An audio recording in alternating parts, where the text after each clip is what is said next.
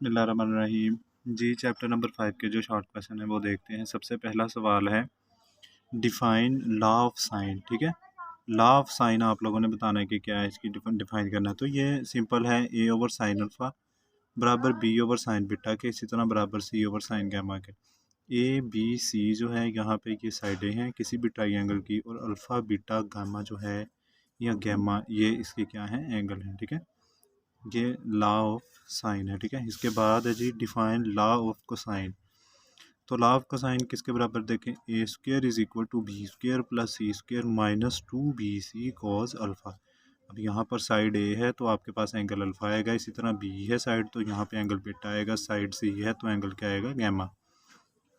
और जो साइड इधर आ जाएगी वो इधर नहीं आएगी, बाकी इधर दोनों वाली साइड दूसरी साइडें आएंगी। ठीक है, B square is equal to A square plus C square minus 2ac cos beta, इसी तरह सी।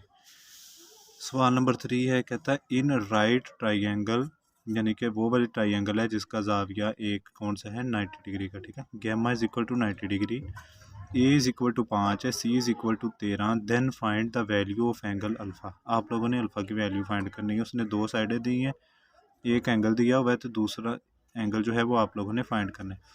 अब मैंने एक राइट एंगल ट्राइंगल बना लिया, इसमें दो तीन साइडें ए बी सी। ठीक है, ए जो है ये बराबर किसके, 5 के, सी बराबर 13 के, बी के मैंने वैसे ही लिखा हुआ है सिर्फ आप लोगों को बताने के लिए।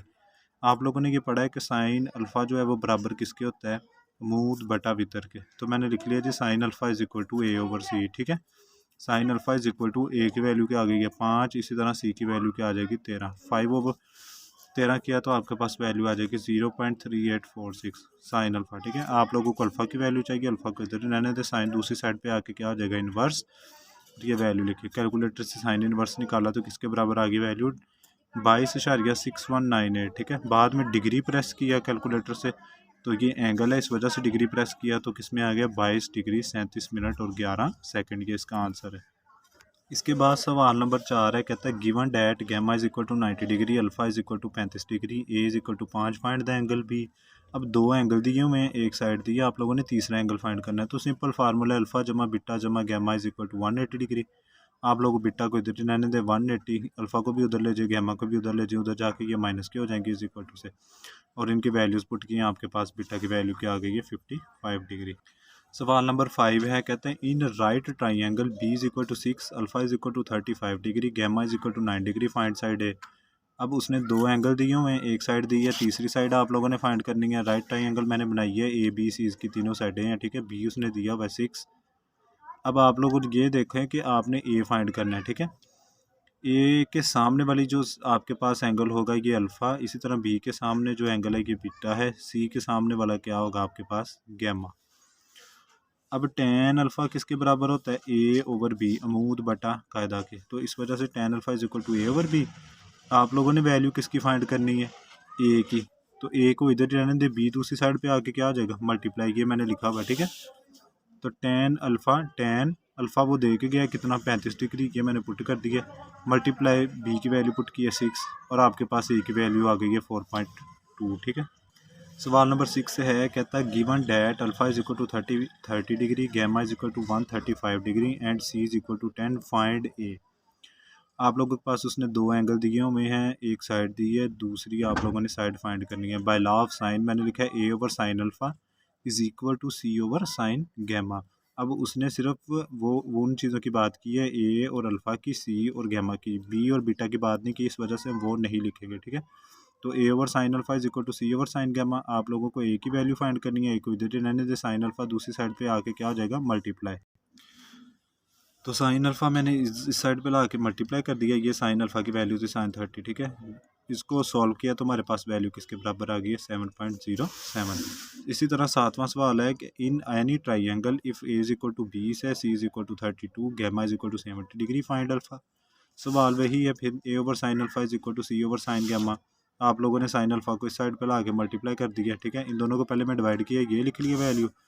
अब यहाँ पे सिर्फ अल्फ़ा, यहाँ पे अल्फ़ा फाइंड करना है। ठीक है, तो साइन अल्फ़ा अब आप लोग ये देखें, इन दोनों को डिवाइड किया, ये वैल्यू आ गई है, ये यहाँ पे डिवाइड हो रही है, साइड पे आके मल्टीप्लाई होगी और ये इसके साथ मल्टीप्लाई होगी, यहाँ पे आके डिवाइड हो जाएगी। ठीक है, साइन अल्फा वैसे के वैसे इन दोनों को डिवाइड किया, ये वैल्यू आ गई है, साइन अल्फा आ गया, साइन इस साइड पे आके इन्वर्स किया है तो हमारे पास 35.9661 आ गया। डिग्री प्रेस की है क्योंकि ये एंगल है, एंगल किसके बराबर आ जाएगा, 35 डिग्री 57 मिनट और 58 सेकेंड। सवाल नंबर 8 है, कहता है in any triangle if A is equal to 9, B is equal to 5 and gamma is equal to 32 degree find. आप लोगों ने सी करना है। अब मैं आप लोग ये देखें, दो साइडें दी हैं, एक एंगल भी दिया है और तीसरी साइड फाइंड करनी है। अब जो साइड फाइंड करनी है उसका एंगल उसने दिया हुआ है, देखें तो by law of cosine C square is equal to A square जमा B square minus 2ab cos gamma. A की वैल्यू पुट की है, इसी तरह बी की वैल्यू, इसी तरह यहाँ पे भी ए बी की वैल्यू, कॉस गैमा की वैल्यू भी पुट की है। 9 का स्क्वायर आ गया 81, इसी तरह 5 का स्क्वायर 25 माइनस 2 9 मल्टीप्लाई 5 आपके पास 90 आ चुका है, कॉस 32 मैंने वैसे लिखा है। अब 81 प्लस 25 किया है तो 106, 90 मल्टीप्लाई कॉस 32 किया है तो 76.32 आ चुका है। ठीक है, इन दोनों को माइनस किया, हमारे पास ये वैल्यू आई। अब आप लोगों को तो सी की वैल्यू चाहिए, यहाँ पे सी स्क्वायर है तो दोनों तरफ आप क्या लेंगे, स्क्वायर रूट। ठीक है, स्क्वायर रूट से कैंसिल सी आ जाएगा और इसका स्क्वायर रूट कैलकुलेटर से लें तो 5.44। इसी तरह सवाल नंबर 9 बिल्कुल सेम वैसे ही है। The side of triangle are 16, 20 and 33। किसी भी ट्राइंगल की जो साइड है वो 16, 20 एंड 33 मीटर्स हैं। Find the greatest angle.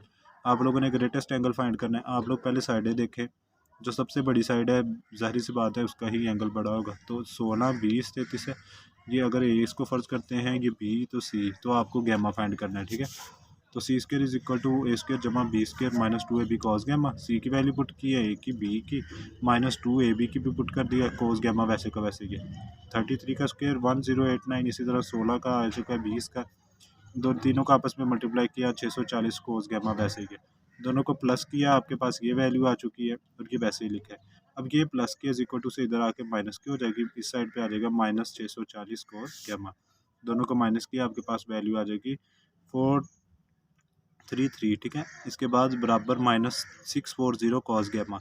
अब आप लोग ये देखें, 640 जो यहाँ पे मल्टीप्लाई है, राइट साइड पे आके डिवाइड होगा, इन दोनों को डिवाइड करें, वैल्यू आ जाएगी 0.6765 is equal to minus cos gamma.